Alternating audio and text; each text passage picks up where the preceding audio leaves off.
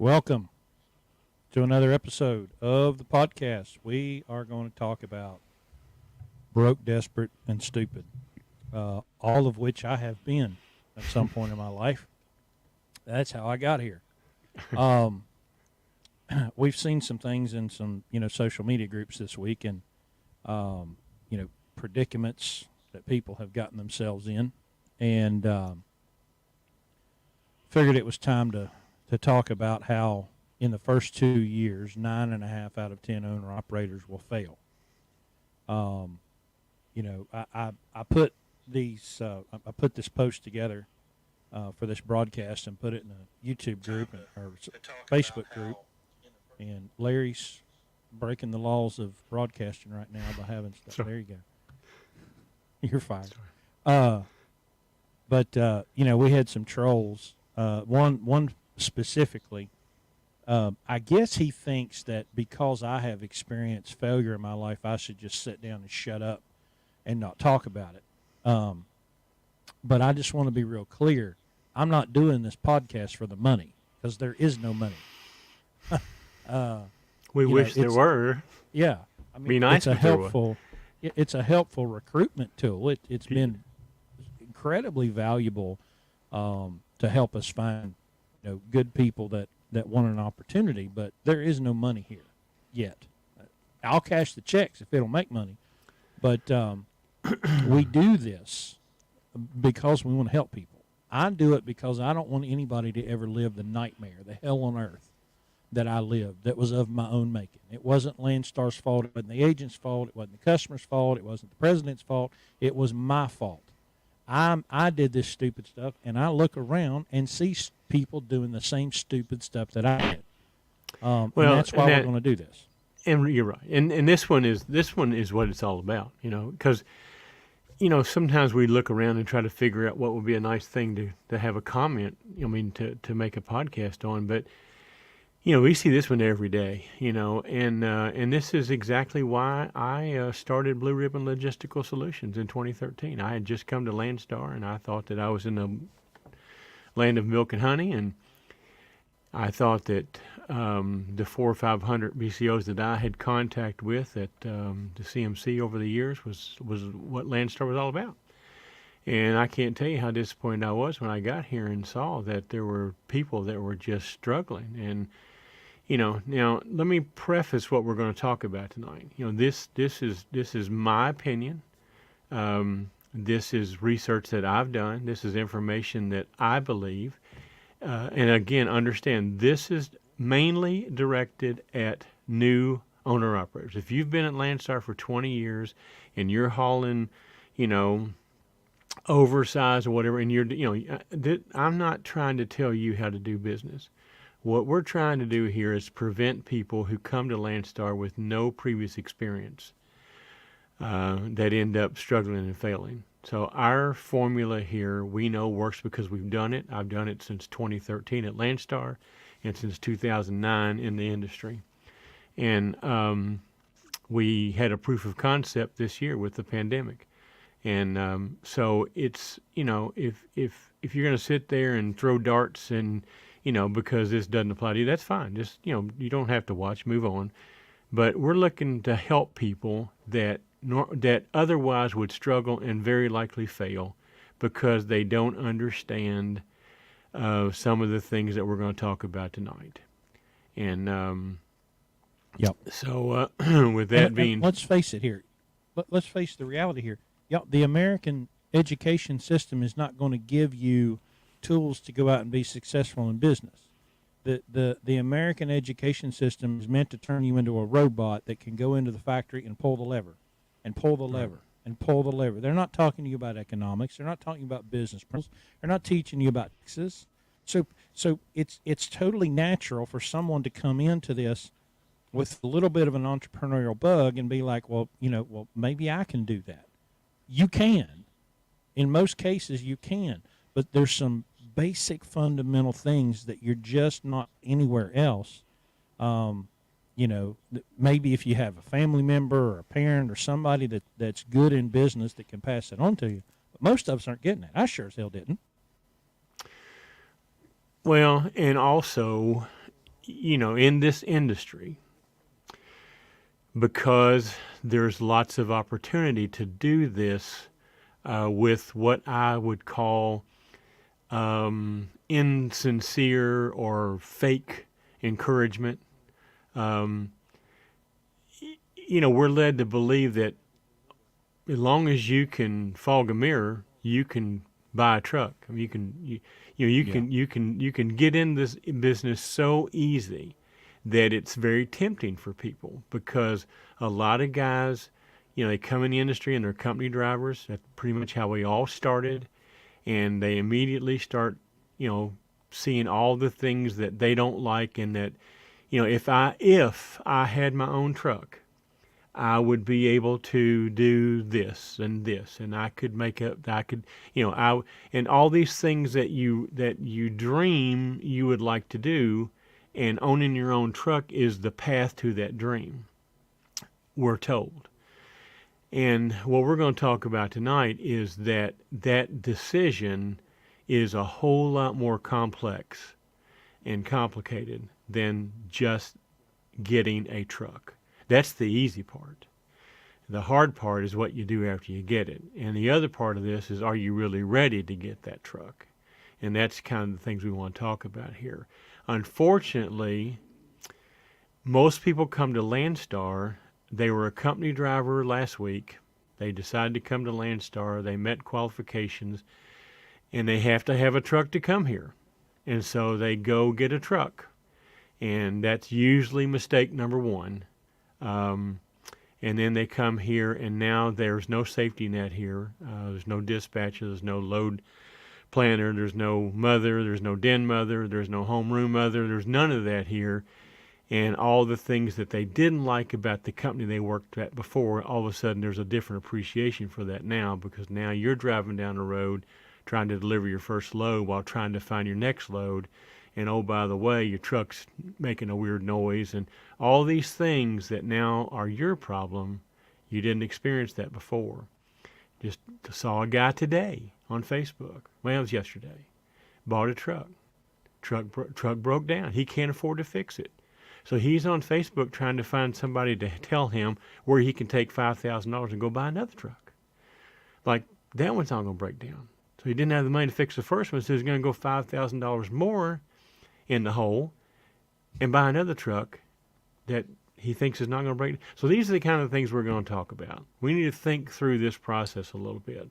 And you need to kind of get out of the what we're going to talk about. It doesn't matter if it's trucking or McDonald's franchise. It doesn't really matter. But you need to, the truck driving part of this is not what we're talking about. You probably can do that if you've been in this business long enough to qualify for Landstar. That's probably not an issue for you, is how to back up and how to drive a truck and that sort of thing. But what we're going to talk about are all these decisions that now fall on you, because guess what? When you bought that truck, you became a business owner, and that's where the problems start. So, Well, let me add something to it, because Sure. you're talking about this guy that you saw, and I smiled when you said that. I don't want somebody to think that I'm amused by this guy's misery, because that was me. When my truck broke the last time, and it was really over, I thought, well, I just need another truck, and I was doing the exact same thing. Well, I mean, I've just got to get another truck. I can't fix this one. I don't have the money to fix it, so I just need to get another one. That's obviously the problem, So, not making fun of the guy. I feel for him, because, man, I've been there. It was miserable, and I'm on the phone with a Swift recruiter crying, about how my truck broke down. She didn't give a damn, fill out this paperwork, slave, but broke, desperate, and stupid. That's why I put that in the thumbnail, because when you're broke, you end up desperate, and when you're desperate, you're stupid. You make really, really, really stupid decisions when you're scared. Yeah, it's a vicious cycle, and it can be. Here's the thing: all of this can be predicted and prevented. You know, I see it every day. You know, you see the handwriting on the wall and you shake your head and you want, you know, and then people get on, they want to go, well, you're just trying to, you know, to profit from this. No, I'm not. Look, I have 5 trucks. I manage 9 altogether. I can't, you know, what happened? We don't stop doing this just because our trucks are all full. We still keep doing it. We're doing, you know,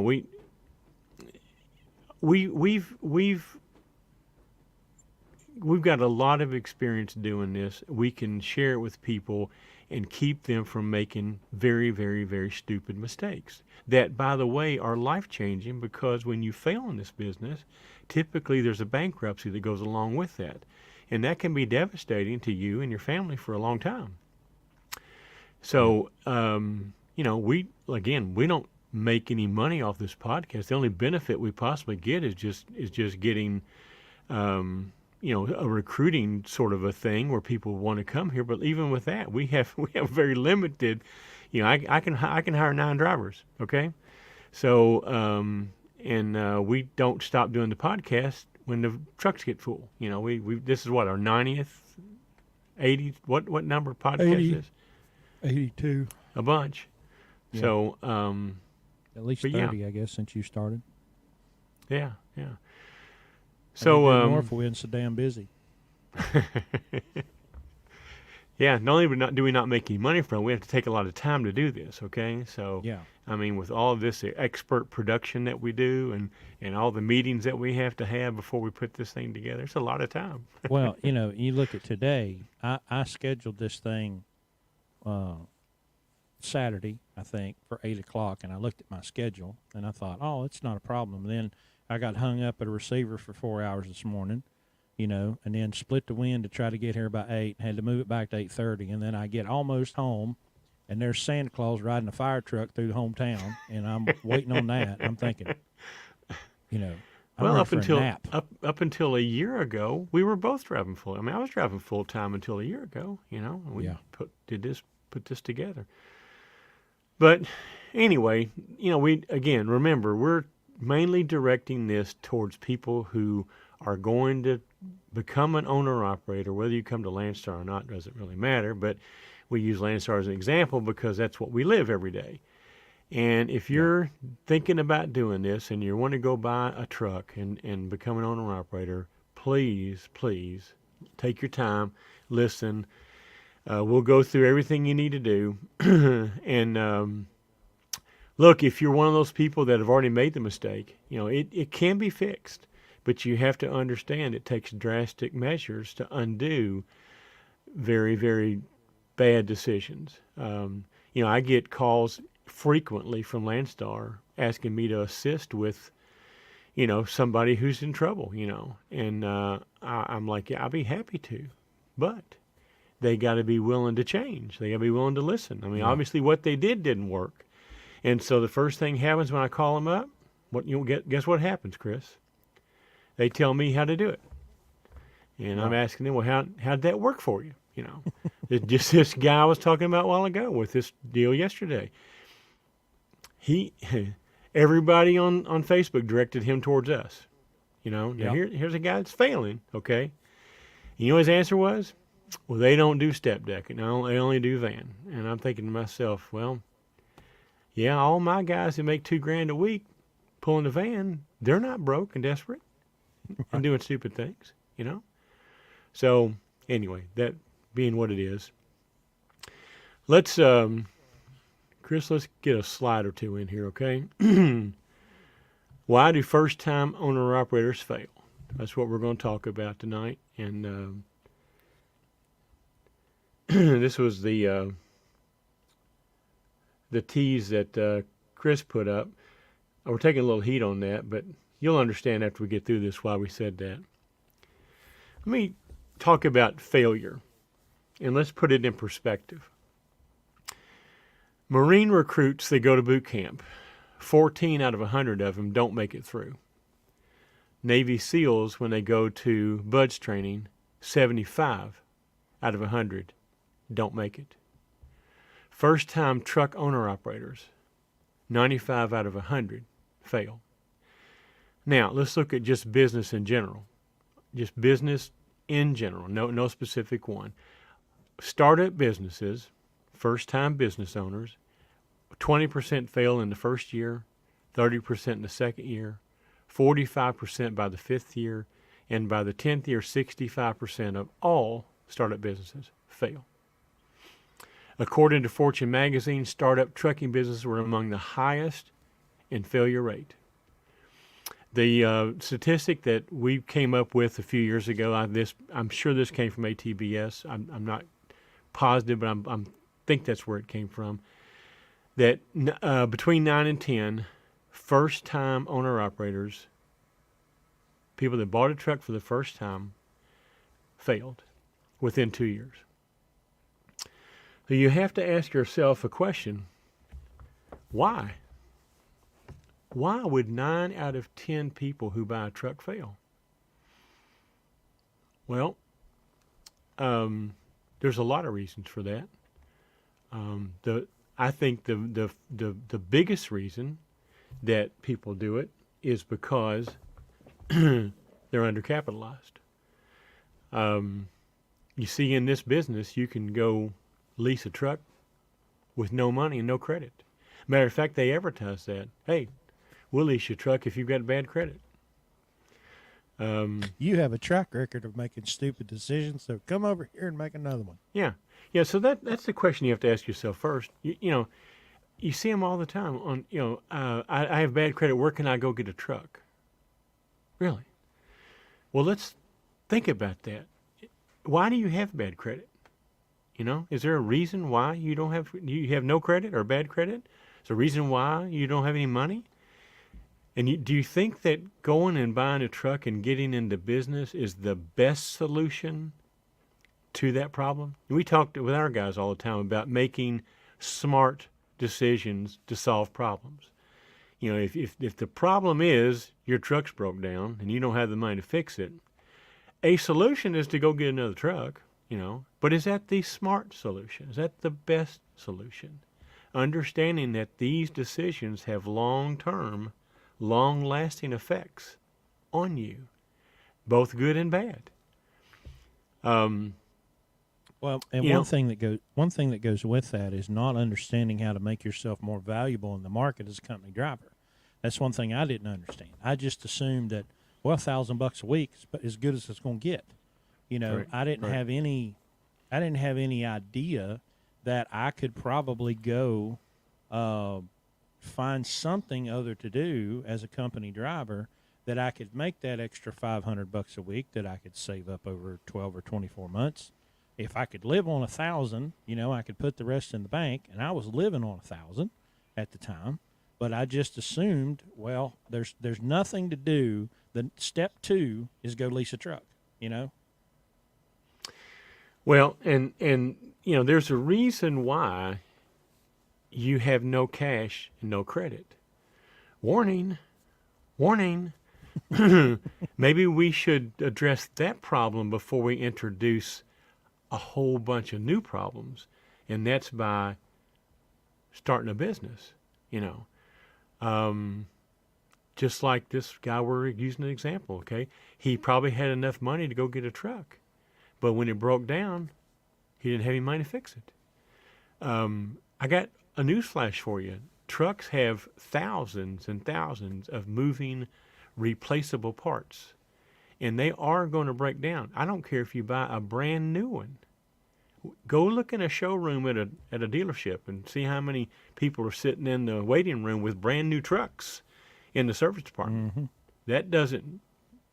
Oh, but I'm going to get one with a warranty. Well, okay. Well, go see how many people are in the showroom or in the waiting room of a dealership having warranty work done on trucks that they're not making any money right now because the truck's in the shop.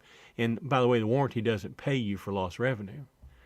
So those are just all, again, bad decisions that can really, really affect you for a long, long time. So you say, well, then what do you recommend? I mean, how can we get around that? Well, and Chris, you touched on it. Here's what we recommend, okay? First of all, if you think this is what you want to do, if you think you want to go buy a truck and become an owner-operator, that's fine. That decision is fine. But here's some things that we need to do to prepare for that. Number one, just like Chris said, either if you've got a good job where you're making what you're worth, keep it for a while, or find one that will pay you what you need to make, what you should make as a company driver, and then just be patient. What's the rush? The trucks they're not going to quit making them next year. This industry's not going to go away next year. It's been here for a long time. We'll be here for a long time. So find a good job, and then look, go listen to Dave Ramsey and start eating rice and beans, okay? And live below your income. This will fix most of your problems. Again, going back to the no credit and no cash thing, fix that. Get cash, get credit, and you do that by saving money, okay? That will fix that. Live below your income. Do what it takes to save the money. Get excited about investing and saving money. And then while you're doing all this, look, truck drivers drive around 11 hours to 14 hours a day. We should be the most educated people on the planet. There's nobody that goes to school for 14 hours a day. Nope. So everybody that drives a truck should be a PhD. Now, some of them think they are, but, there's a Piled difference. higher and dumber. Yeah. But now that you're going to, have a little patience here and learn some discipline, educate yourself. There's lots of things that you can do to prepare yourself for this big decision before you jump into it, and then realize after the fact, oh, shit, what have I done? Or the truck's broke down. I don't have any money. That's going to happen. They haven't made a truck yet that does not broke down. So if you've exhausted all of your wherewithal to get the truck, how in the world are you going to keep it up? How are you going to be putting money away in a maintenance account? How are you going to be putting money away for your taxes? This is not a shoestring budget kind of business. I mean, it is if you want to fail, but we're talking about how not to be in that 9.5 out of 10. This is how you become part of that 0.5% who succeed, is doing these things right here. So here's a little thing I read the other day. I just copied it. And this applies here. Look, if you're having trouble managing $1,000, there's no way you're going to manage 10,000. People think, well, if I could drive a truck and make a bunch of money every week, I'd have plenty of money. No, you won't. Because if you can't manage what you've got, you'll never manage it. If you don't believe me, go look up lottery winners. Okay? Mm-hmm. They went from nothing to millions, and they're all broke. Yep. And it's, But, you would think, some- how in the hell would that happen? But it they've does got every some time. Beautiful, beautiful Elvis statues and gold-plated silverware. Financial literacy is not a side effect of wealth. It's just the opposite. Having money is a side effect of financial literacy. You have to have money to be in business. You can't go into business. And see, here's what people don't think. They think, well, I'm just going to go buy a truck. Well, that's not what, that's what you said, but what you're doing is you're going into business unprepared, unexperienced, unaware of the pitfalls that lie ahead.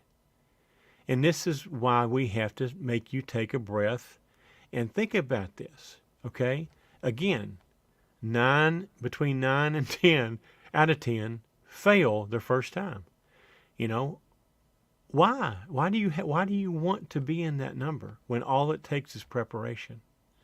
Here's another little saying I saw the other day. Both poverty and riches both are the offspring of thought. It takes thought to be in both. You decide that. That's your decision. I like Larry Winget a lot. I've read all his books. I like some of the things he says. I like this one a lot because people think, well, you're just lucky. You got a lucky break, or you did this. No, successful people have the same battle scars as unsuccessful. But we also have the satisfaction of knowing we didn't quit just because it got hard. So when you're in that job, that good job, and you're doing that, you're making money, and it's hard to save money, understand that that's not the time to quit. Tough it out, because it's going to get tougher when you go into business for yourself. At least now when you're doing it, if you don't save money for a week, you don't save money for a week. If you're in business and you blow a tire and you don't have the money, you got to fix it. Patience, discipline, that's all it takes here. The next reason that people fail is what we just talked about here, no business experience. They've got plenty of trucking experience. They got plenty of experience hauling, bumping docks and hauling loads and all that sort of stuff. But, like we just said, when you buy a truck, now you're a business person, whether you want to be or not. It's part of it. And if you've got no business experience, then you've got you've got a situation where you're unprepared for what's getting ready to happen. What I would say you do while you're saving your money and while you're being patient at your good paying job, do this. Listen, watch, and ask. Ask a lot. We just said you got 14 hours a day to educate yourself. Well, get yourself an audiobook subscription and start listening to audiobooks on business, on how to start a business. Tap into trucking industry resources. There's lots of industry magazines you can subscribe to. I would recommend you get Sirius XM radio on your truck. Start listening to some of the trucking shows and understand this industry. Certainly talk to other successful business people. It doesn't have to be in trucking. Business is business. It doesn't matter what business it is. Pay money to go get trained. There are training events that you can go to and learn about business. Hang out with successful people. If you want to be successful, hang out with people that are successful.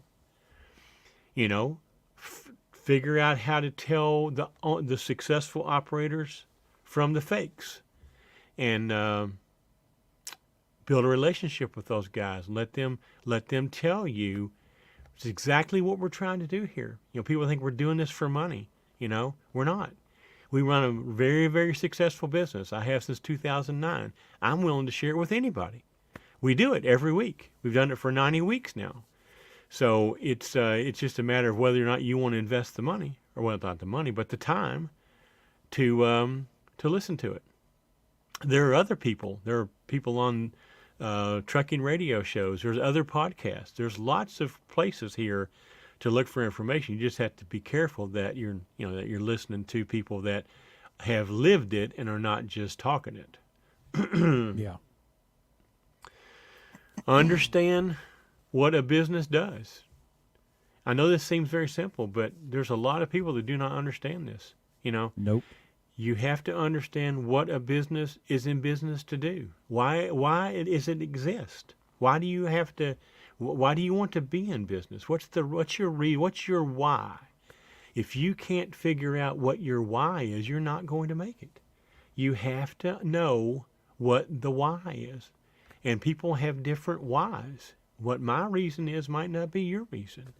But believe me, if you don't know the answer to that, it's going to be very difficult for you. And here's a biggie. And most people are going to go, well, this is stupid. You need to figure out who your customer is. Because you have to understand that for you to succeed in business, you have to supply a product or service to someone else who's willing to give up money for it. You see, money is basically a zero-sum game. All the money in the world's out there. Okay? Now, you have to figure out how to get your part from other people who have it. Well, the way you do that is you successfully satisfy their needs.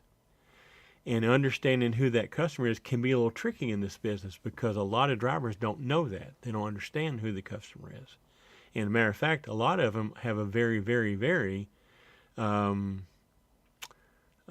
relationship with their customer because they don't understand who the customer is. You have to understand what it takes to succeed. If it was easy, 9.5 out of 10 wouldn't fail. Hint, hint.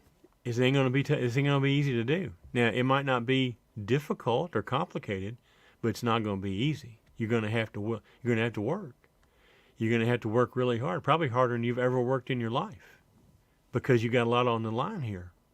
Failure comes with a cost. And here's the biggest thing. You have to understand why you have to change your identity. And you go, well, what do you mean by that? Well, here's what I mean. You see, last week you were an employee. This week you became an owner-operator. You're an employer. You say, well, I don't have any employees. Yeah, you do. You're the employer now. You employ you. Every morning you wake up and you shave the boss. You know, now it's all about you. I want to point out something here. This is where you are responsible, and look, what's the next thing after that? Period. You are responsible. Period. There's no ifs, ands, or buts with that. You are responsible for everything that you have to do to make your business successful. Now, you can say, well, I got shitty freight, or I got my truck broke. No. You control all that. If you don't understand that you have to change your identity from a victim, to a problem solver, you're never going to understand this you are responsible, period part. Failure doesn't let you have excuses. Failure's failure. Failure's bankruptcy. Failure is you going back, to finding a job and doing it all over again, and then telling everybody else how you can't make any money as an owner-operator. How many times have you heard that? Yet there are thousands, hundreds of thousands. There are more owner-operators. The owner-operators of small businesses haul more freight than all the mega fleets put together. So it does. Success is possible. But, again, you got to know what you're doing. We talked about understanding why a business exists. There's a lot of people in this world that think that this profit is a 4-letter word. Well, that's greed.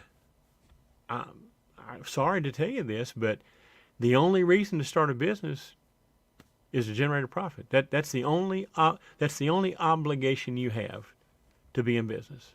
Now, you might say, well, but I'm going to do a service. That's fine. But unless you generate a profit, that service will not be there very long. Now, if you've got big, deep pockets, you can do, but we call that a charity, okay? Bill Gates runs a charity, all right? So the only requirement to be in business, and oh, by the way, Bill Gates made a huge profit before he started the charity, okay? Hey, he said, not to try to tangent here, but he said just recently that his charity work in vaccines was a 20-fold return. There you go. So there you go. I digress. So that's fine. You can digress. But you have to understand that if you don't understand that the only reason you exist as a business is to turn a profit, then, that's something you're going to have to change, because without profit, you can't stay in business. It just won't work. Now, there's a whole lot of people that assume that because you start a business that you're just going to automatically make all this money. Well, go talk to anybody, any small business person, and ask them how that works for them, okay? Look at restaurants right now. I'd like to be in a restaurant business right now, So, most businesses work on a shoestring profit. Usually most of them are under 2% net of revenue. And there's not a lot of leeway there. There's some industries that have very, very thin margins. Trucking's one of them. Trucking. Look at the publicly traded trucking companies. All that information is publicly available. Look and see what their profit margins are. So what what Well, we hey, need? let's pause on that for just a second Sure. because, it's 2%. By the way, they have an operating ratio of 98. They spend 98 cents of every dollar that they make. Right. And so owner operators or people that are interested in becoming an owner operator, they see Swift and Schneider because of the branding and because of the recognition. And well, they're hauling freight. Well, I want to haul freight, so I need to go get a truck like theirs. You cannot survive as an owner operator with a 98% operating ratio. You can't do it. You can't make 2 cents a mile like they can. So you've got to look at other places, and you can't say, oh well, I mean they're using $150,000 truck, so I'll go use $150,000 truck. It doesn't work. You've got to work like a businessman, like Larry said. And I was shocked when my truck went down and I went to work for Swift for 30 days in orientation. Here, they've got the greenest of the green. And I'm sitting in there, and this lady's talking about how big they are, and they got 80,000 trailers, and they don't even know where some of them are. And she said, with all of those numbers, do you know how much of the entire industry we are? And it was something like 3%. That they're so tiny. Swift, Night Swift now, is tiny in the grand scheme of things when it comes to all of the trucks operating up and down the road. They're not the norm. They're the exception to the rule. So, Chris, you're a good person to talk about this one right here. Oh boy. The success of your business is directly proportionate to the quality and quantity of solutions it brings to other people's problems. I didn't realize that I was good at something that was necessary. When I came here to Landstar in 2014, I had a really good relationship with the fleet manager that I had at ATS.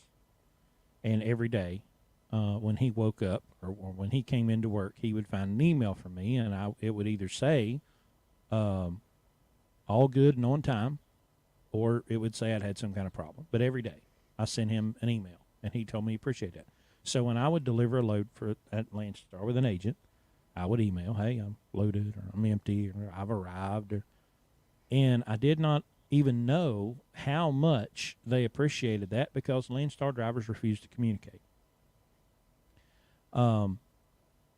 We are in the business of serving agents. We're serving their customers, obviously. And it doesn't matter if it's C.H. Robinson or it's a Landstar direct customer. We are here to serve agents.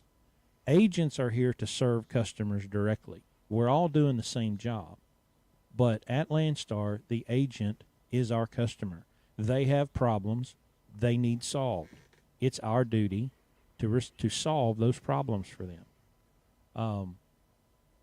And it amazes me that people come here because they had a bad relationship with a dispatcher, and they didn't understand all of the moving parts and pieces. They didn't see what the load planners had to do. They didn't see what the customer service people had to do. And at company drivers, you get one load and then another load and then another load, and then there's never any real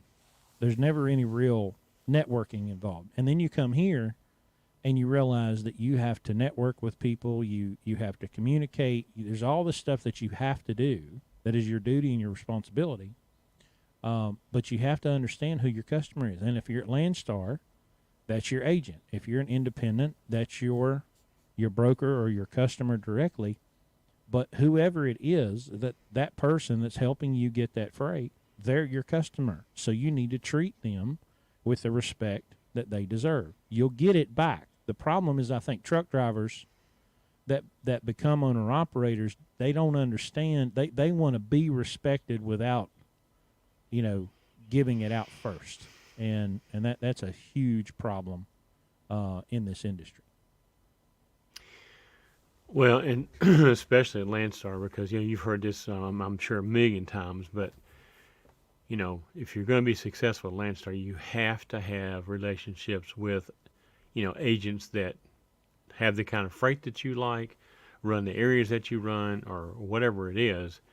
But that is the key to success at Landstar. Now, it would be the key to success with any business, even if you're under your own authority.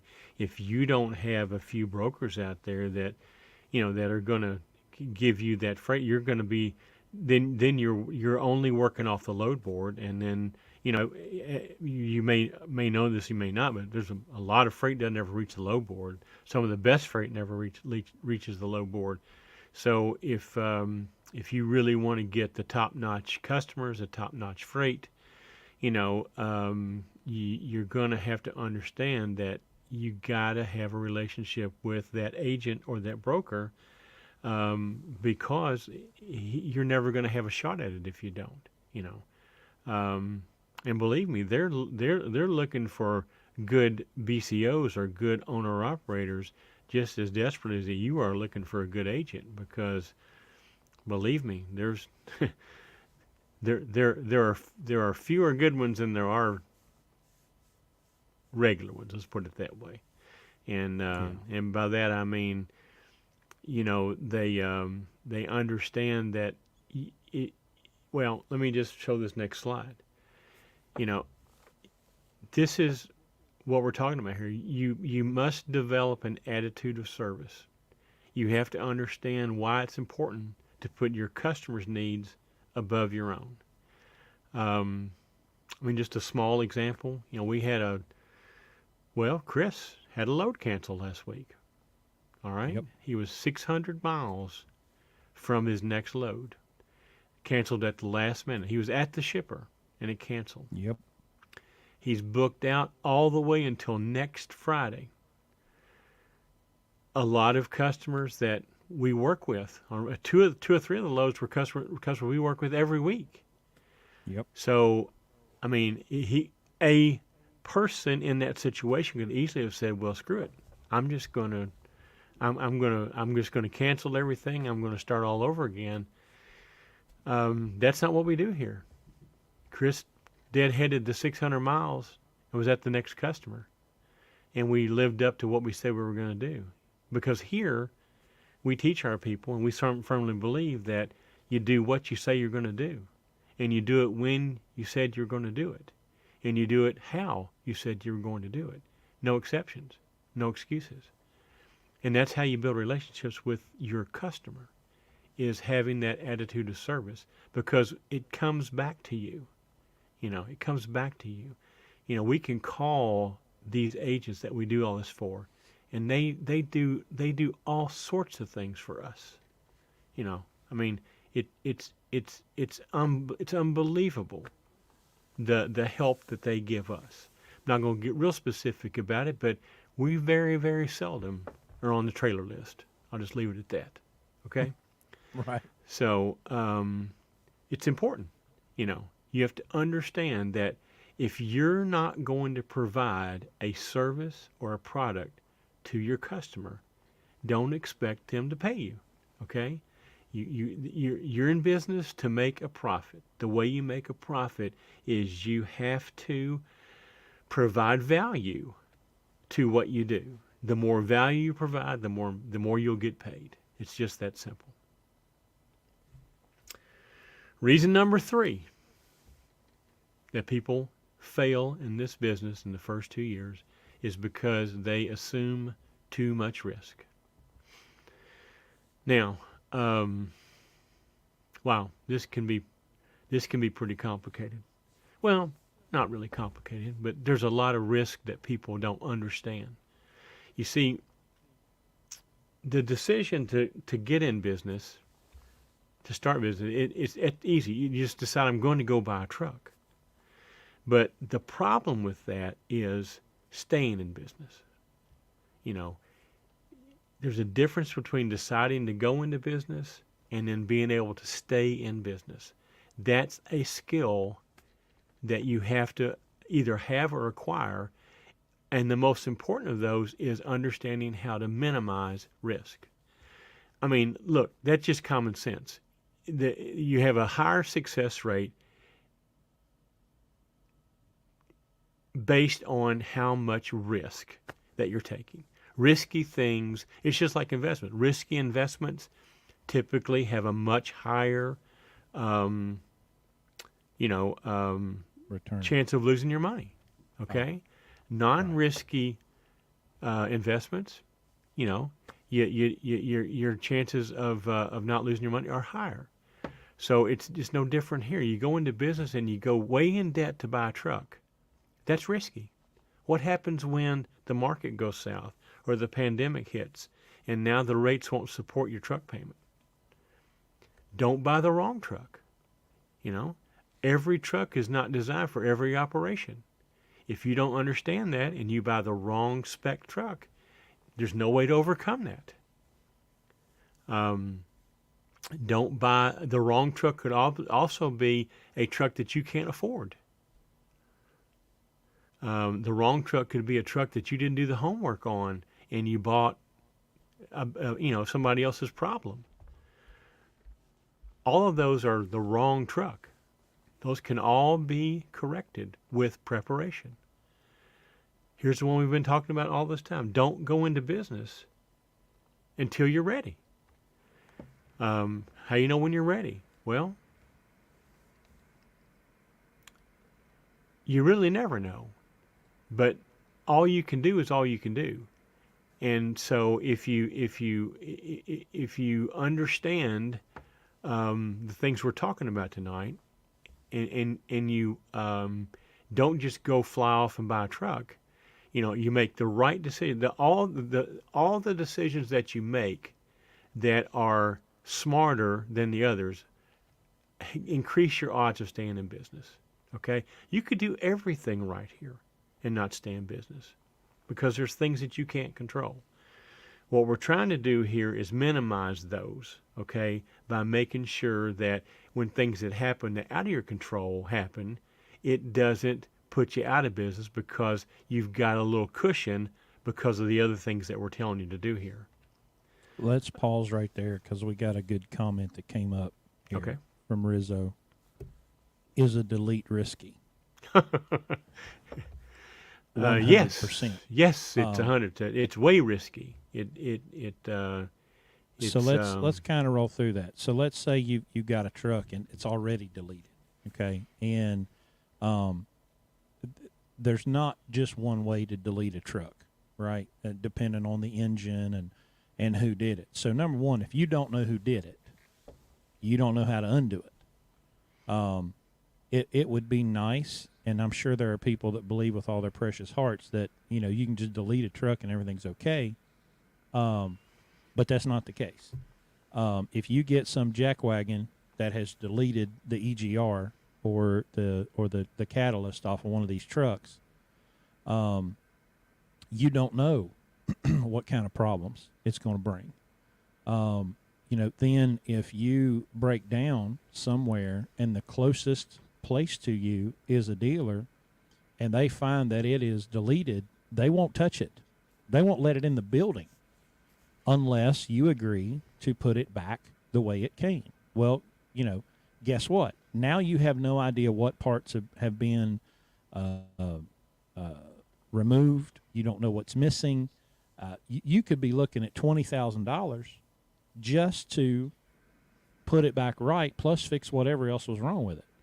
One of our trucks, when Larry got it, it had been deleted, and it cracked a head. So, there are ways now to make the new trucks run that are completely legal. Pittsburgh Power has got some aftermarket stuff and some programming that will make them run well, make them be reliable, especially if you're buying after 2015. Everybody in the industry is pretty confident that trucks 2015, 2016 and up, that the OEMs have kind of got them straightened out. But I will absolutely not, under any circumstances, buy a truck that's deleted. We did that. We bought one, didn't know it was deleted, and it was a nightmare, and it was incredibly expensive, and it's just not worth it. It's absolutely not worth it, and it's not worth it to fix to use that as a fix. No, I mean, first of all, if you're in a situation where you're needing to delete your truck, you bought the wrong truck. So I mean, let's just get to the bottom of the problem. You shouldn't have to delete a truck. If you're deleting it, you're deleting because there's a problem. Okay, now there are trucks that, and we'll tell you about it in a little bit here. I mean, there's trucks. We won't even look at them. But that's when you buy that truck, you're taking that risk. When you delete that engine, you're taking a risk, because let me tell you something. There was a guy just we see these sob stories on Landstar groups all the time. There was a guy just last week. Okay, his truck's deleted. It's broke down. He can't get it fixed. They won't even let it in the building. And now he also can't trade it in. It has zero trade-in value. Okay. So now that's the one where they bought it and they didn't know, right? Yeah. I've got his name right here in front of me. We're going to get him on the podcast. Okay. He bought it from a truck dealership, and they lied about it, and he didn't know. And within a couple of weeks, well, here's how he found out about it. 3 weeks into it, he hadn't used a drop of DEF fluid. Right. He's like, well, this isn't right, So he gets it checked out, and he goes, yeah, the reason it doesn't use any DEF is because besides the DEF tank, there's nothing else on here that uses. The DPF is gone, okay? It's completely removed, and there's a flex pipe going to the turbo. So now, he's in a really bad way. Guess what? He bought the wrong truck. Guess what? He didn't do his homework. Guess what? He was unprepared. Guess what? He's going out of business. That's just a path to bankruptcy. No, it's not. It is a permanent fix to a temporary problem, is what it is. And if you're having to delete your truck, then that's not really going to fix the problem in the long run. It might let you run for a while. Who knows? What if what if they stick the hose up the tailpipe and find out that your NOx is wrong, and then they put you on the side of the road out of service right then and there? You got to fix it to move it. Those are just risks I'm not willing to take. Okay, I'm in business to teach people how to do business, and let's go back to that. The reason businesses are in business, reason business exists, is to legally and morally generate a profit. I have a problem with that. First of all, it's illegal. Now, you can equate legal and moral. That's a whole different argument. But nevertheless, it's illegal to have that truck. Number two is you're just going to complicate yourself eventually. It's just like speeding. You might get caught, you might not. There'll be 50 people after this thing will tell you, oh, that's okay, don't go ahead and do it. That's fine. I'm telling you, I talked to a guy last week that's not fine, okay? He's screwed. He's screwed big time, because he does not have the money to fix it, okay? He cannot take the truck back where he bought it. They totally shut him out. Now, he might be able to get a lawyer and sue him. He hadn't got the money for that.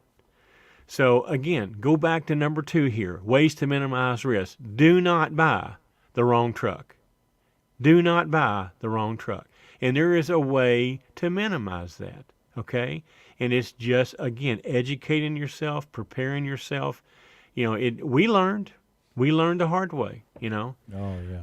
But that's why we're telling you, so you don't have to learn the hard way. We're giving it to you for free, Look,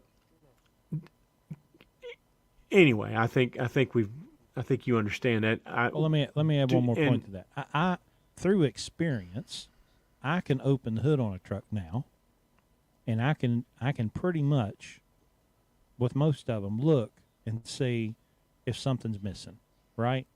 But that's experience, okay? Well, if you're not all that mechanically inclined, and you don't know what to look for. That's one of the things I love about what Kevin Rutherford always taught about picking a truck. be willing to let it go. Spend the money to have somebody look it over. Plug a computer into it. Do an oil sample.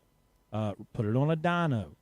There's things that you can do, but if, again, back to broke, desperate, and stupid, if you don't have the money, if you're not in a position where you can lose $500 on checking out a truck, you don't need to be buying a truck. You need to be willing to put it on a dyno. That's probably $350.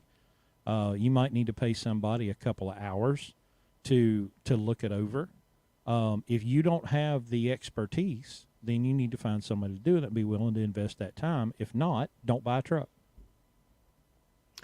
We'll give you some other options about that here a little bit later. All right, back to minimizing risk. Don't ask friends and family for their opinions. Your friends and family, they love you. They care about you. They're going to support you. That's not, you don't need a cheerleader here. You need a coach. Okay? You don't need somebody to cheer you on the sideline. You need somebody to kick you right in the ass, especially if you're getting ready to do something stupid. Your family won't do that. Okay? Very few of them will. So their opinion is really worthless when it comes to you determining whether or not you need to be in business or not.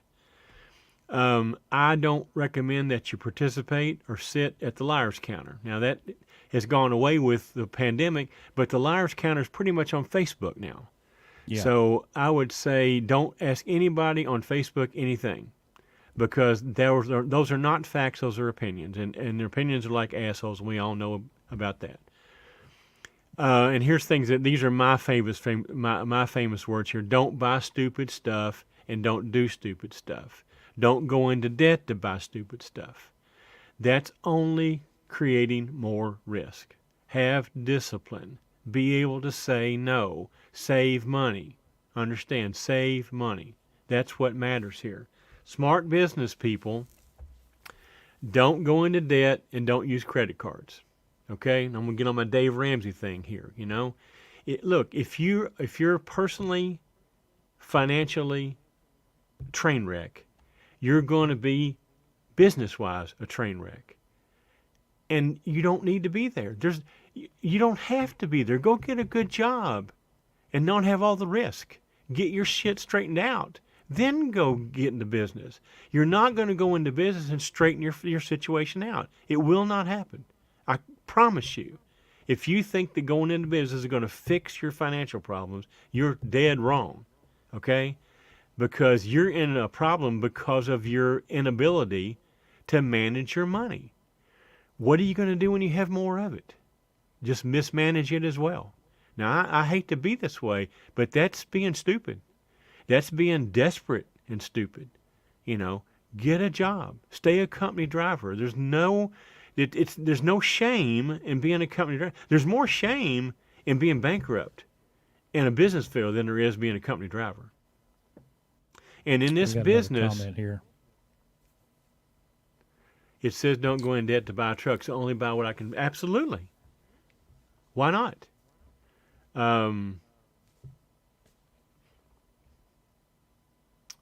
Yeah, I know that bingo, seems like a foreign concept. Bingo, you got it. You guess what? You just got an A in the class, okay? Absolutely. If you don't have look, people that are in debt have pressure. If you're going to go into business, again, we want to minimize the pressure, minimize the risk. You know how many people that can't go home for the holidays as owner-uppers because they can't afford? If they took tell them about when you took off for Christmas one time when you owned your own truck. Oh, you mean when the engine blew up? No, when you couldn't afford to go home because you'd be $900 behind when you got back out. And how many weeks would it take you to... when I was leasing. Yeah. Yes. Well, it wasn't that I didn't go. I did go home, but I had to stay out 6 weeks, with a 3-year-old and a 6-year-old at home. And I had to stay gone 6 weeks, all through the spring and the summer and the fall so that I could afford to take, a week and a half or 2 weeks off at Christmas, But I did what I had to do, and that's That's easy. It really is. That's easy to say, okay, well, I'll stay out 6 weeks, and then, but we won't say, well, I need to do whatever I need to do to save up $10,000 to go pay cash for a truck, and now I've got a $10,000 truck, and now I need to have another 10 or 15 to get it ready, to make it efficient, make it roadworthy, make it reliable, and now I can go run freight with no risk, or very, very little risk, a whole lot less risk than if I had a 2,000 or 2,500 or 35. I mean, we've seen people with $3,500 truck payments. That's almost a week's revenue, for a truck payment. What are you going to do when the pandemic hits? I know that people don't believe this. You don't have to have a new truck.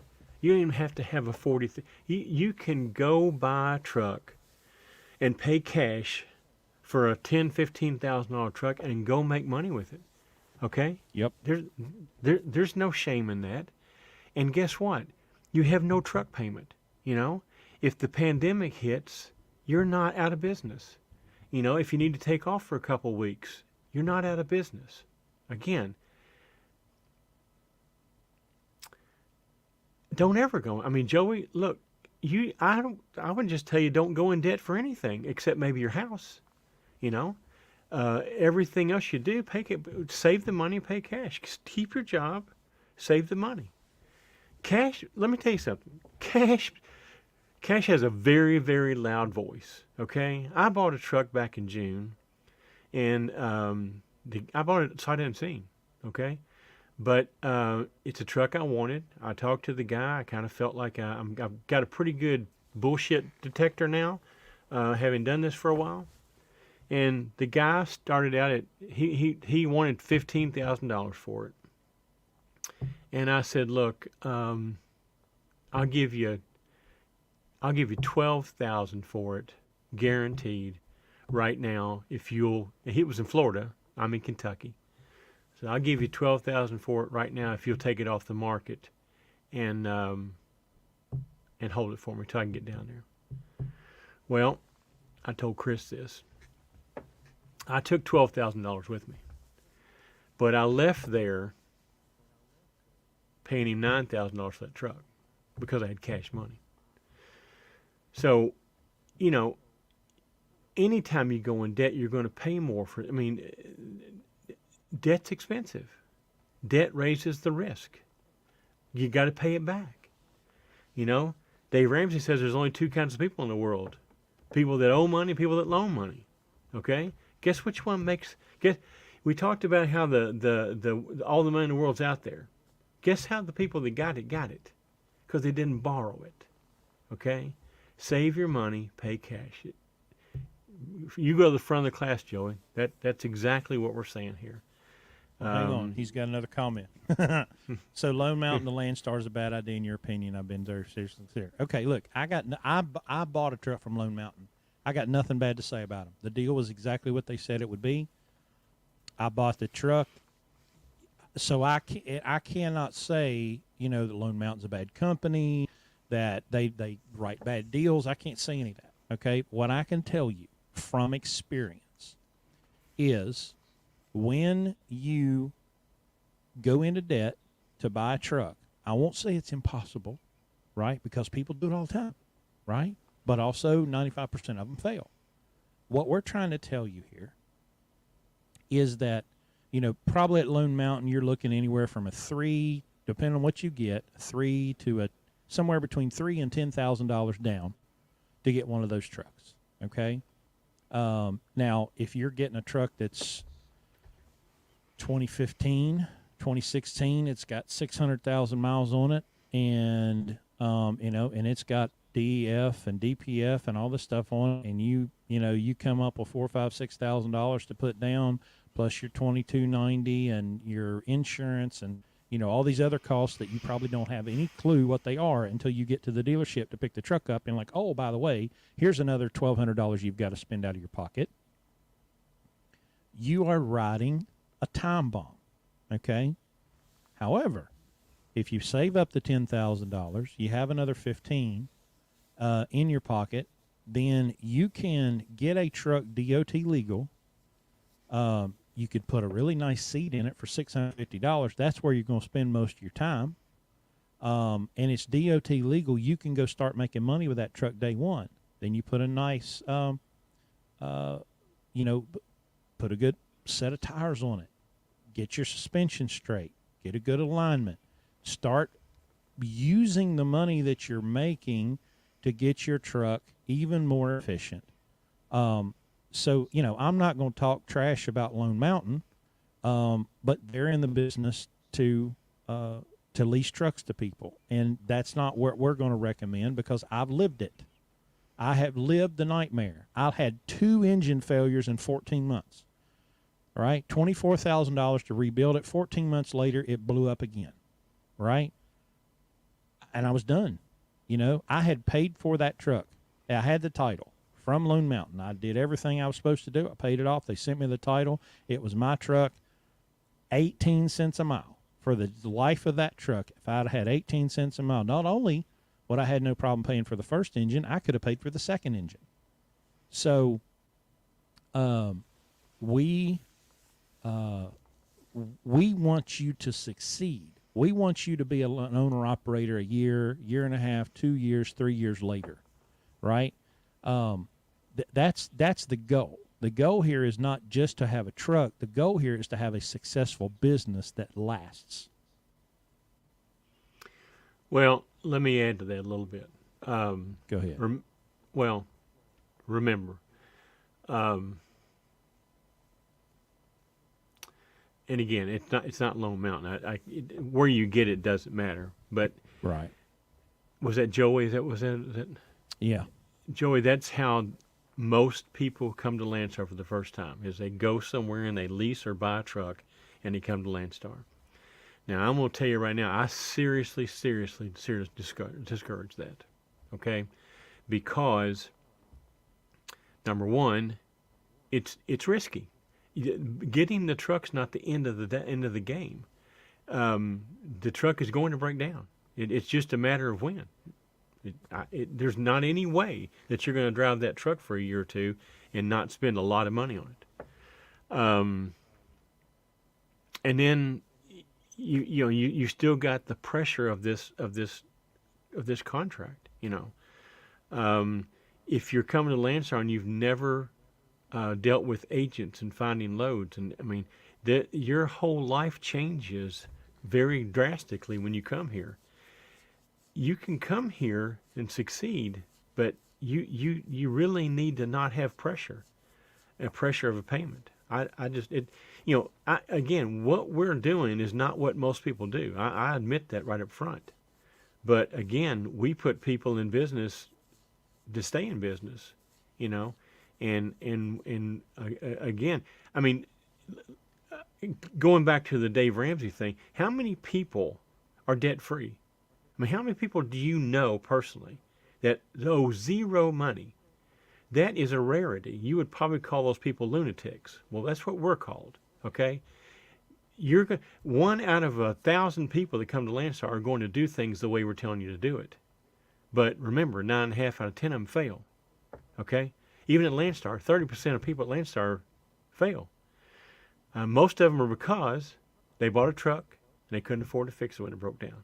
I get the phone calls every week. Landstar sends me people every week. They want to drive one of your trucks because they can't afford to fix theirs. Well, too bad. I don't let BCLs drive my trucks. Okay? Most of them are stupid. Proved and they evidenced by the fact that they're in that situation. So let me get this straight. You want to come drive my truck for a few weeks, save up enough money to fix yours, and go right back and do it all over again? No, thanks. How about you come here and let me teach you how to get out of that mess and not get back in it, and stay for a year and a half or 2 years and learn how to do this the right way. Now I'll talk to you. But no, you're not going to drive my truck for 6 weeks while you go fix yours and trash mine in the meantime. So keep listening. We'll address some of the things. You can buy a truck you can pay cash for a truck. You do not have to go lease a truck. I would never, ever, ever recommend that. And we'll address this thing you're talking. Well, I mean, look, a place to look for good used trucks, that is a job. Yeah. It takes us sometimes months to find a Well, truck. Marlon's is in California, right? So he's got a Oh, little well, you bit. just need to Yeah. move, okay? Right. Move. You But don't want to hey, do this in California, okay? right. Texas, uh, Texas is openly receiving California Texas residents loves right now. Californians, okay? Go there and But buy a let's truck. think, so maybe Marlon's in a position. But so here's the thing: 2015 and up are pretty good trucks.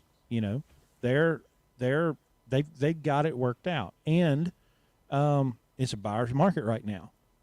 So you probably could pick up a 2015 or 2016 truck for 25 grand. You're not going to walk out your front door and trip over it. You're going to have to look for it. You might have to go to another part of the country to find it. But the trucks that you could run legally in California are out there, and the market's really depressed right now. But a lot of that is being prepared to jump on those opportunities when they come. So you need to have that 20 or 25 grand. Somebody that lives over here on the East Coast where we do, they can get in a truck for 10 grand. You live in California, you're probably looking at 25 or 30 for a good truck. But that's still not 150. You're probably not going to find it on a truck lot. We don't buy trucks Correct. from lots. Right. We buy trucks from individuals who are retiring or they're upgrading to a newer truck, and we buy their other one. But we look at trucks a whole lot different. First of all, we can't buy a truck in California because I don't own a truck that can go to California. And I got nothing against California. I just think you people out there are nuts, okay? Your government's even more nuts than you are. But, I really can't help you there because I'm totally against buying a truck that's California legal because that makes it DPF. And DPF to me is not minimizing risk, okay? So Yeah. I can't really recommend Right. that. What I would recommend you do is move out of California and then go buy a 2007 or older truck that doesn't have DPF. That's what I would tell you to do. And I'm going to tell you Well, to and do that here shortly. So it's kind of like automatics versus manuals, right? I drove a 2-pedal automatic for the first time today. Never drove one. And if it wasn't for the anxiety of being worried about it breaking down and the cost of that, I could get used to that, But there's not enough advantage in automatic transmissions right now in like efficiency. It's really, really, really hard to break a manual transmission, right? Larry's original truck is a 10-speed manual that has 1.8 million miles on it, and it's still as tight as it's ever been.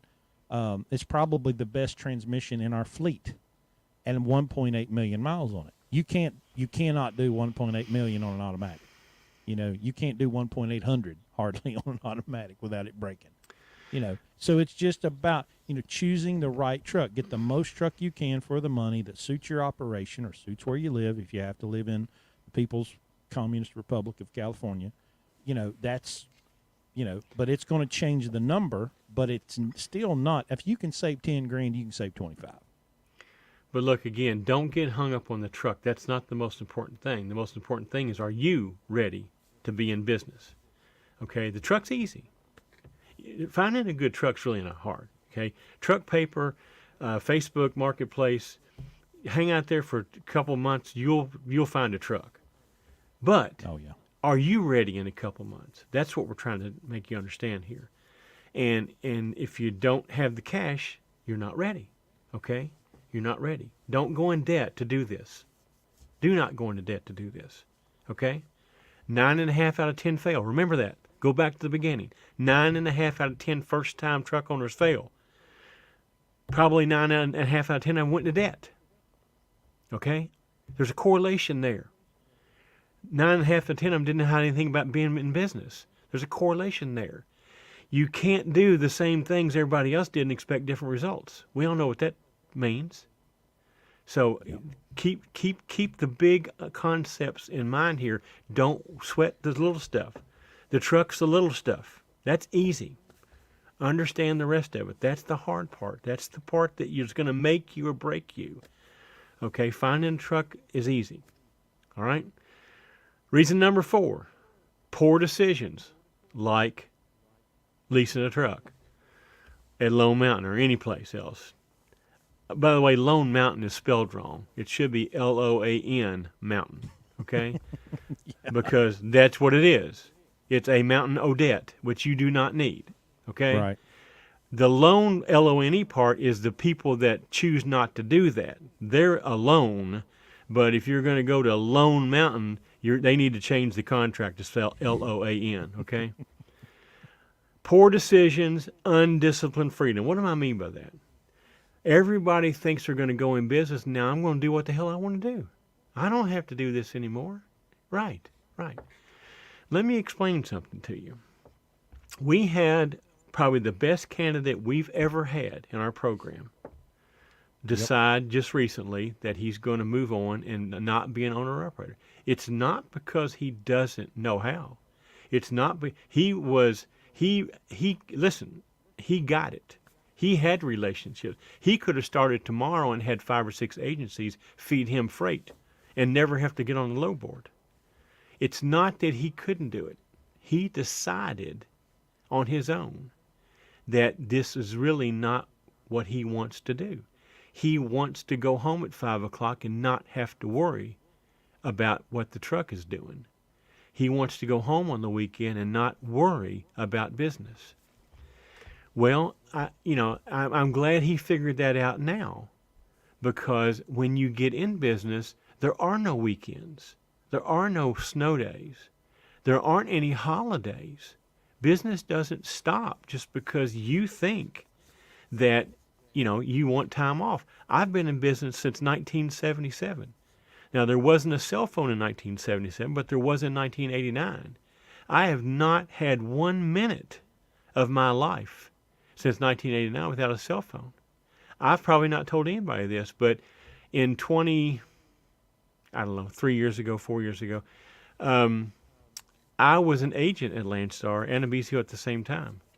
I was sitting by my father on his deathbed. And as an agent, I was having to take care of freight customers and deal with my dying father. Mm. Okay? Now, you might say, well, you're fucking nuts.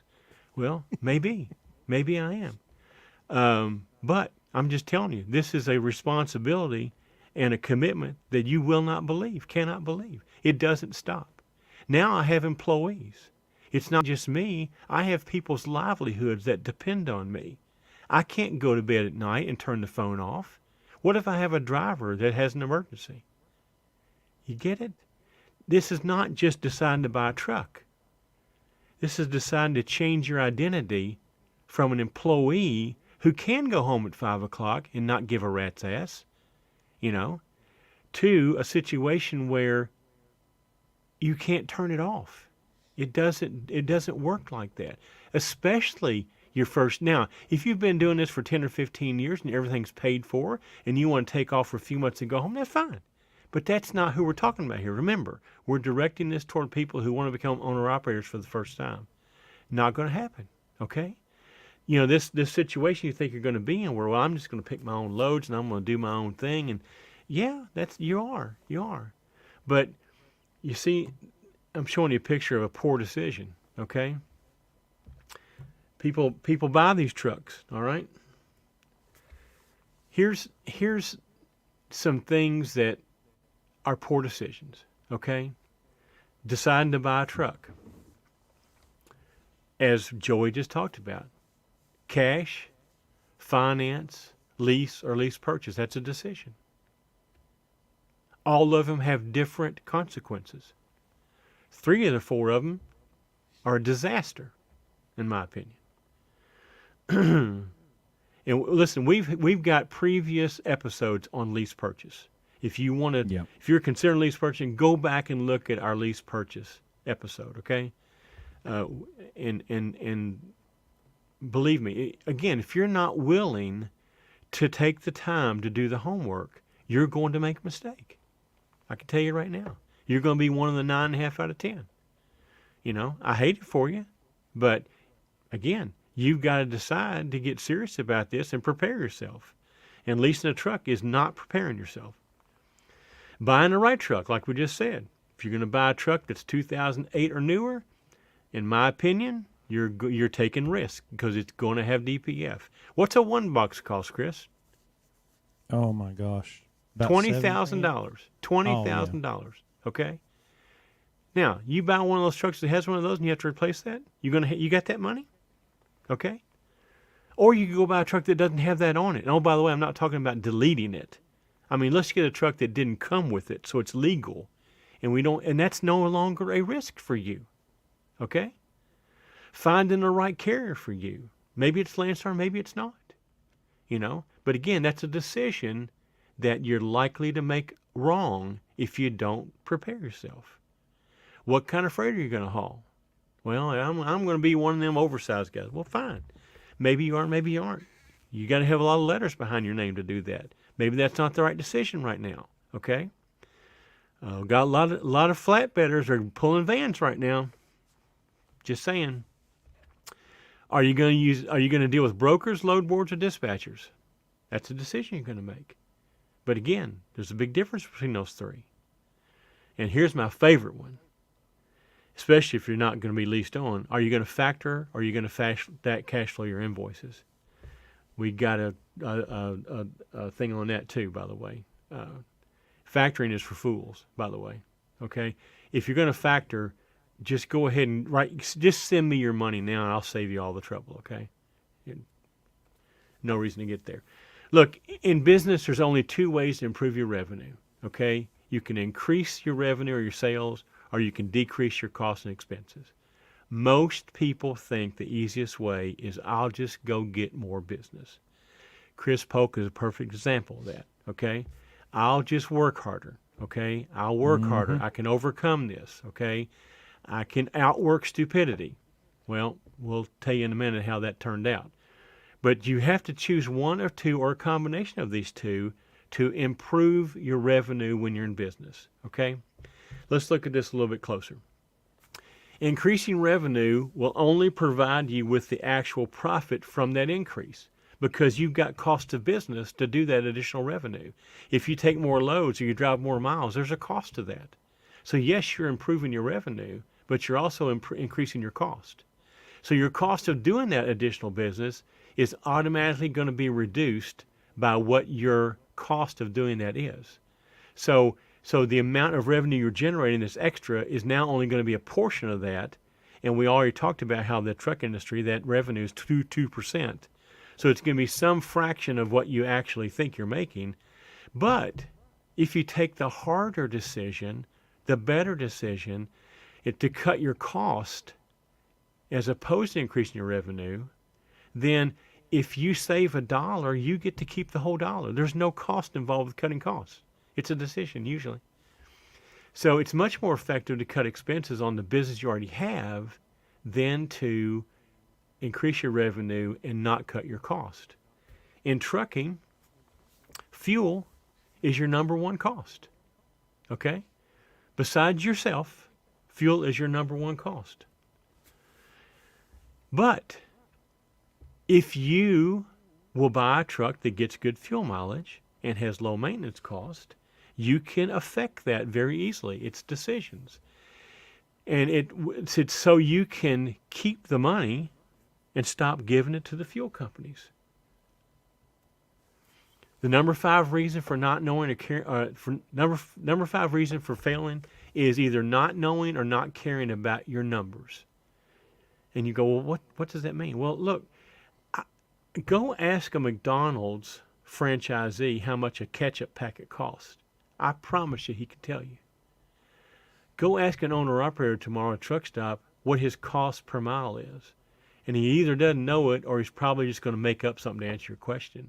Because it's appalling how few people in this industry know what it costs them to drive a truck. The only way you can do that is to keep your numbers. There is a big problem with not knowing your numbers.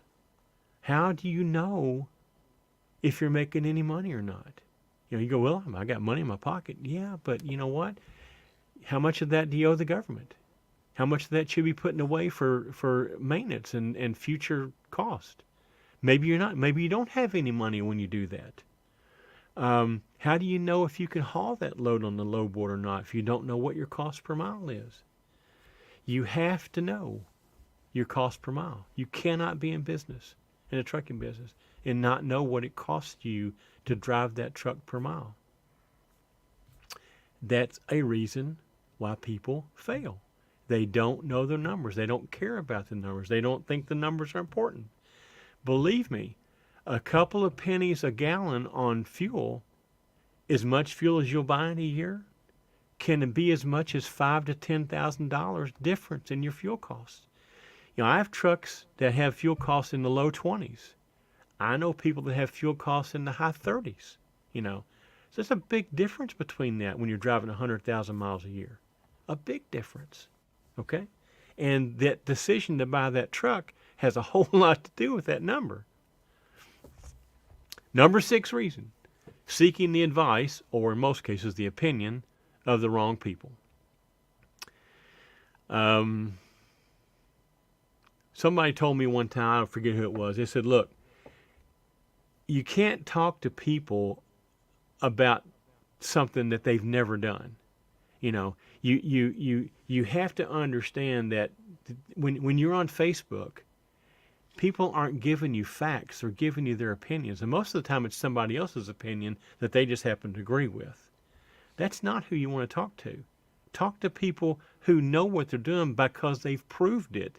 It's evidenced by their success or by what they're doing or their actions, not by just because they've got some crazy idea that they think is valid.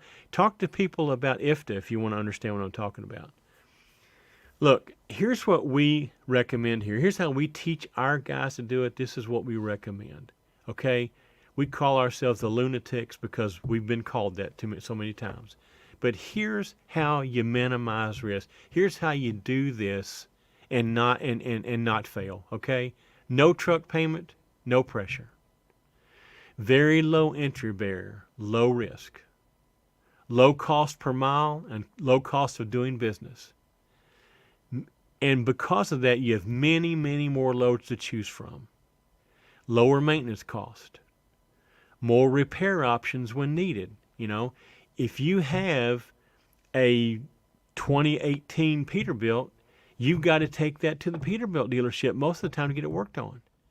If you've got an older Freightliner, there's a whole lot more people that work on that than that other truck. Okay? This program works in any economic climate. We have proved it. And since 2009, I've gone through three serious economic downturns and a pandemic. And it worked every time.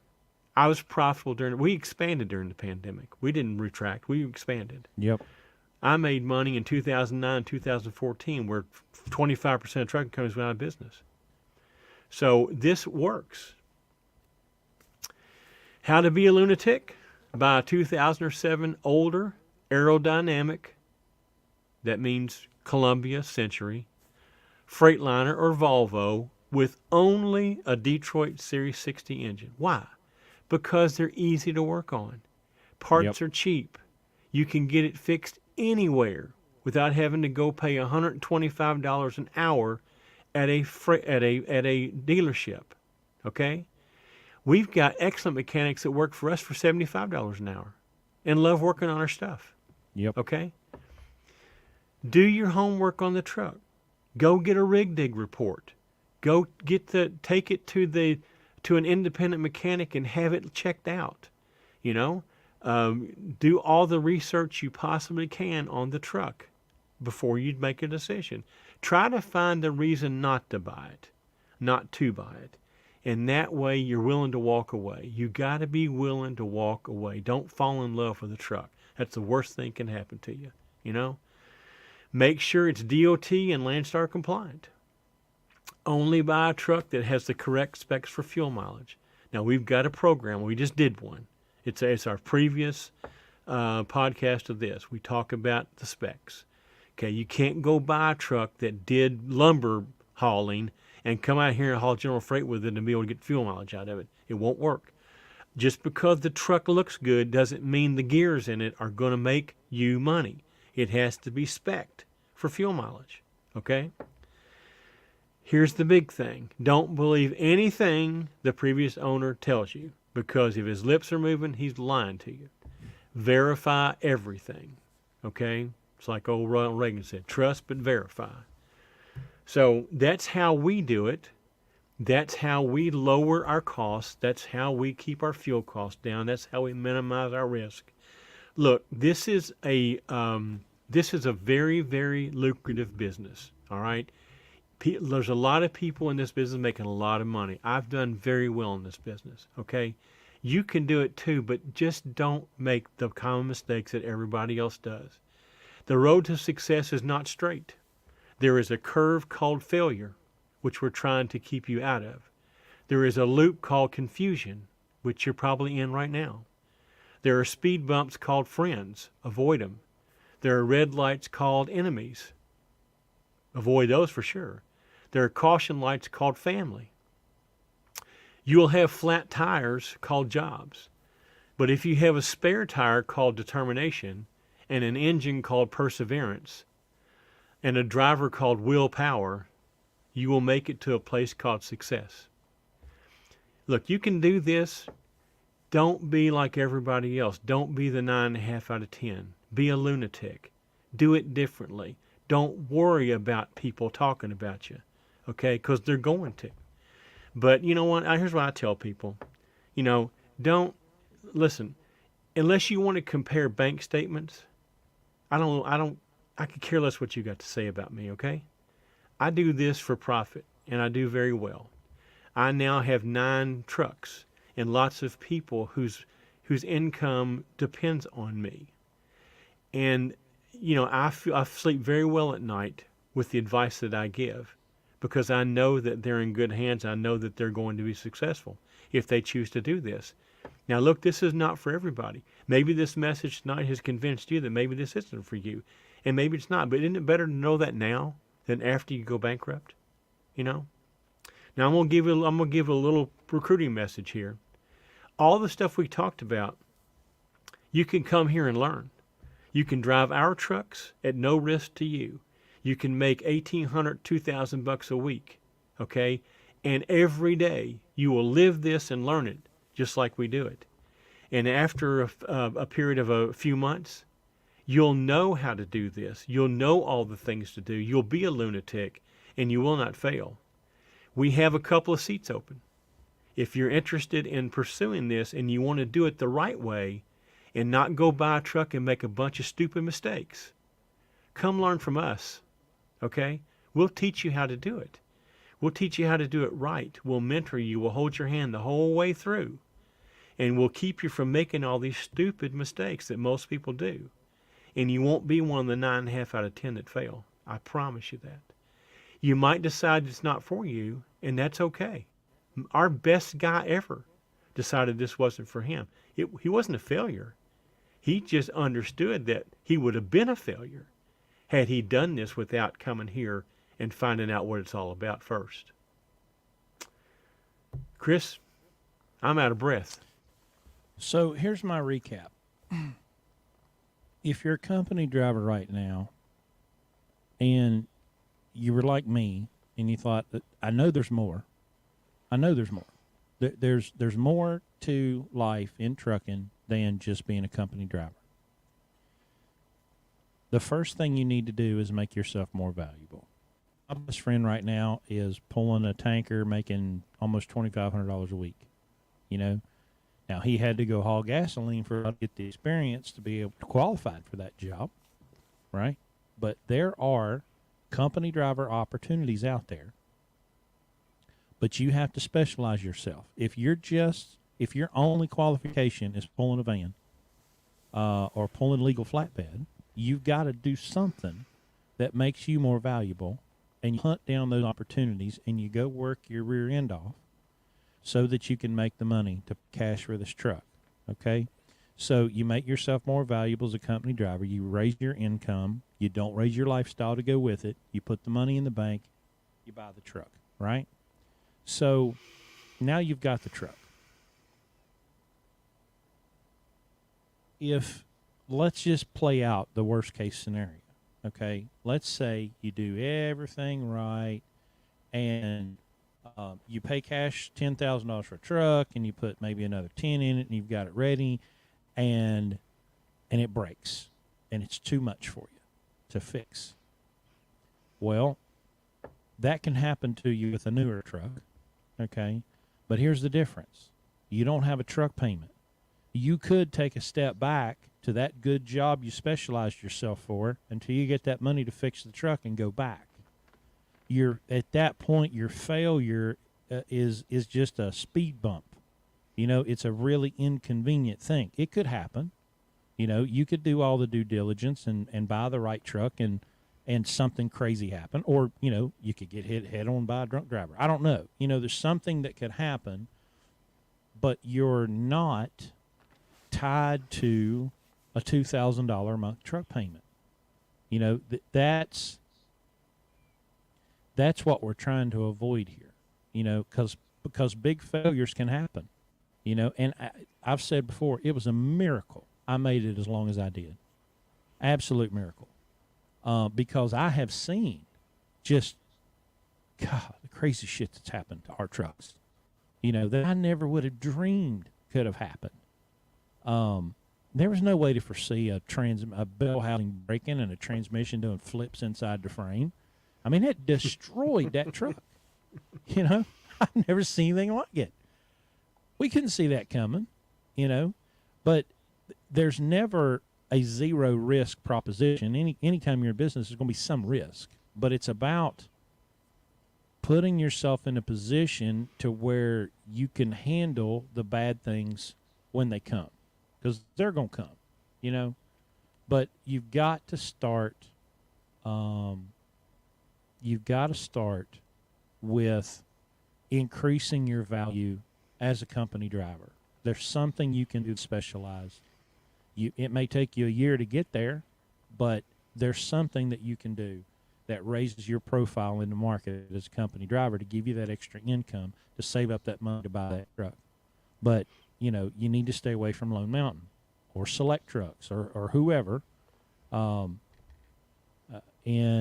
you know, because we had a guy call us a couple of months ago that bought one from Select Trucks. And, I mean, this guy's drowning. You know, he was just miserable, absolutely miserable. And, you know, was talking about just selling the truck and coming to work for us. Don't put yourself in that position. You know, y'all, I've lived this, and it sucks. You know, now I wouldn't trade the experience that I've had so far, you know, but you just don't want to live that. I promise you, you know, 'cause I almost ended up divorced and homeless. So that's not fun. Well, look, there's no rush here. Be patient. You know, it's not about buying a truck. It's about going from an employee to an employer, from not being in business to now being in business. That's what it's about. So you got to get ready for that part of it. The truck part is easy, okay? When you decide to buy a truck and you've got the money, I guarantee you will find a truck. And if you listen to us, we'll help you find the right truck, okay? But that's not the problem. Buying the truck's not the problem. What happens after that? What's next for you? You know, that's where it all the complications start coming in, and becoming a problem solver. How do you fix that problem? And you can solve a problem with many ways. Some of them are smarter than others. You know, deleting solves a problem, but it wouldn't be the best way to solve that problem. Okay, as an example. So again, if you want to be in this business, great. There's lots of people making a lot of money here. Some of them got in and got their experience back when you could make money by accident. Okay. Yeah. You can't use those as your pattern, because that's not how it is nowadays. Okay. And look, we're lucky right now. We went through a pandemic, but fuel's cheap. Fuel's your number one expense. Wait till it gets to $4 a gallon again, and it will. I've been there. I've been there when 25% of people went out of business because of fuel costs. Now they're going out of business because of insurance costs. So, you know, you just have to understand that to be successful in business, you got to control as many of the risk as you possibly can. And when you make decisions that increase your risk, you're not doing that. And you go sit there and go, yeah, but I'm that one you know how many times I hear No, that? you're not. You know how many You're sob not. stories I get on the phone every week, you know, from people that are desperate, broke, and dumb. And they're that way. It's predictable, but it's preventable. And it all comes down to just making the right decisions and doing your homework and getting prepared. Don't be in a hurry. Don't do it like everybody else does, okay? Because everybody else they're broke too. All right? We're here for you, okay? Appreciate Yep. your... Send us an email. Let me put our emails up there. And there it is. I am Chris at BlueRibbonLogistics.com. He is Larry at BlueRibbonLogistics.com. Who? Where's he at? Where's that guy? Yeah. Who is that guy? Well, send us an email if you're interested, in checking out our system. Go to drive4blueribbon.com and you can click on Drive for Us and fill out the form. We'll get in touch with you, set up an interview, and we'll go from there. I've had a very long day. I'm ready for bed. Thanks, everybody. Appreciate you. All right. We'll see y'all next time.